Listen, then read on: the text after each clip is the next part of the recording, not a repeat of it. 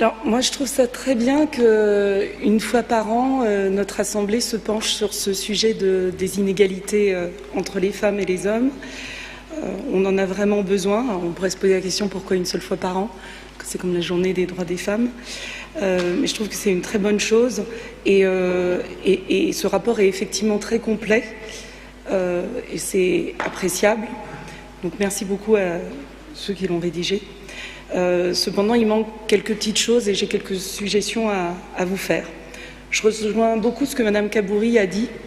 Je trouve qu'il manque dans ce rapport une évaluation de la crise sanitaire, un bilan de la crise sanitaire. Alors c'est un hasard du calendrier, mais demain, le 11 mars, ce sera la date anniversaire, triste anniversaire, de la déclaration de la pandémie du coronavirus par l'Organisation mondiale de la santé. Donc ça fait un an ça fait un an que ça dure, cette histoire. Et la crise sanitaire a eu effectivement un effet démultiplicateur sur les inégalités existantes, et en particulier les inégalités de genre. Les femmes sont les premières touchées par les impacts économiques qui ont été générés par la pandémie, par la crise, du fait essentiellement de leur surreprésentation dans les métiers les plus précaires. Ça a été dit par Mme Kaboury très bien. Et cette injustice est aujourd'hui d'autant plus criante, alors même qu'elles ont été en première ligne de la réponse à la crise sanitaire, occupant plus des 2/3 des emplois dans le secteur de la santé. Alors la crise a certes remis sous les projecteurs les métiers reconnus aujourd'hui comme essentiels, dans les secteurs bien sûr de la santé, mais aussi de l'éducation, de la propreté, de l'alimentation par exemple. Et dans ces domaines, les femmes sont majoritaires. Mais elles occupent des emplois qui sont très souvent précaires, informels, trop peu valorisés socialement et très souvent faiblement rémunérés. Et là-dessus, la crise n'a rien changé, au-delà de quelques discours au niveau du gouvernement. Je vais vous donner un chiffre.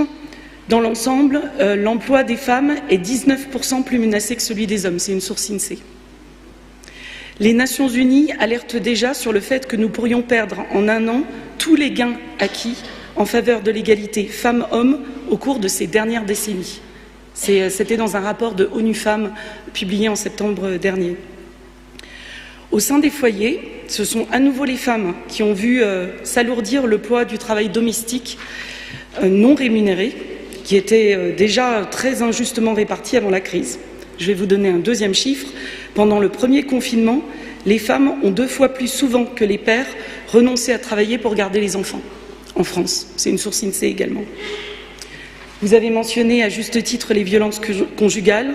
Elles ont également explosé pendant les périodes de confinement. Ce constat est mondial. La France ne fait pas exception, Vitry ne fait pas exception. Donc les inégalités entre les femmes et les hommes doivent être au cœur des plans de relance, de nos actions, de nos combats au sens large contre les inégalités, tant au niveau national que local. Donc il aurait été bien dans ce rapport de faire le bilan, après un an de crise sanitaire, d'évaluer l'impact de cette crise sur les inégalités de genre dans la ville et des actions que la ville a sûrement menées, mais comme ce n'est pas dans le rapport, on ne peut pas le savoir, pour y remédier ou au moins les atténuer pendant cette période très particulière d'année que nous venons de vivre. Donc ça, c'était mon premier sujet, c'est celui que je trouve qui était qui m'a frappé quand j'ai lu le rapport, qui manquait. Et puis, sur d'autres points, je vais le mentionner un peu rapidement.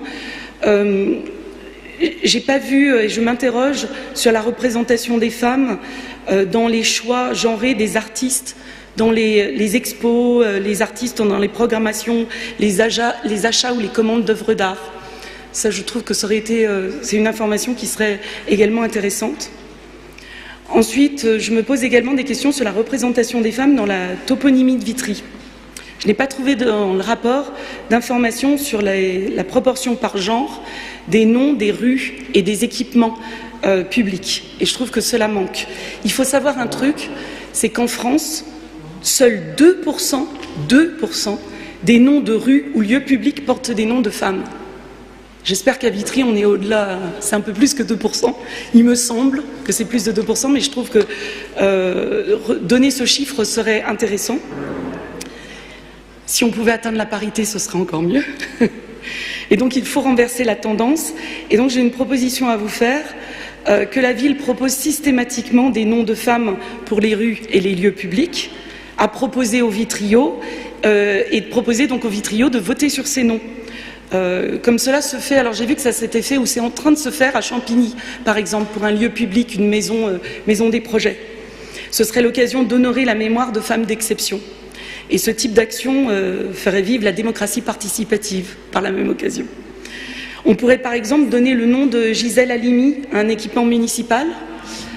Cette avocate, militante féministe et femme politique franco-tunisienne était notamment connue pour son engagement en faveur de la dépénalisation de l'avortement et de la criminalisation du viol.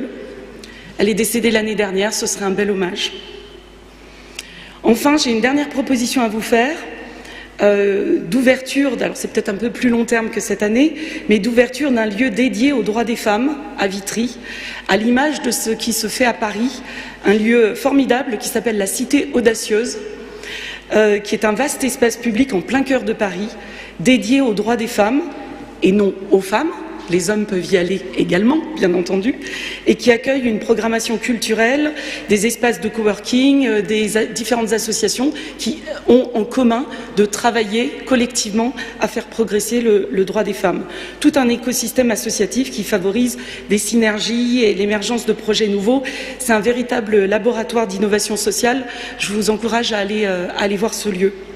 Après avoir été en 2019, la première ville du Val-de-Marne a créé un hébergement d'urgence dédié aux femmes victimes de violences conjugales. Vitry pourrait être la première ville du Val-de-Marne à créer un lieu de ce type pour accueillir l'ensemble des associations du département. Merci beaucoup.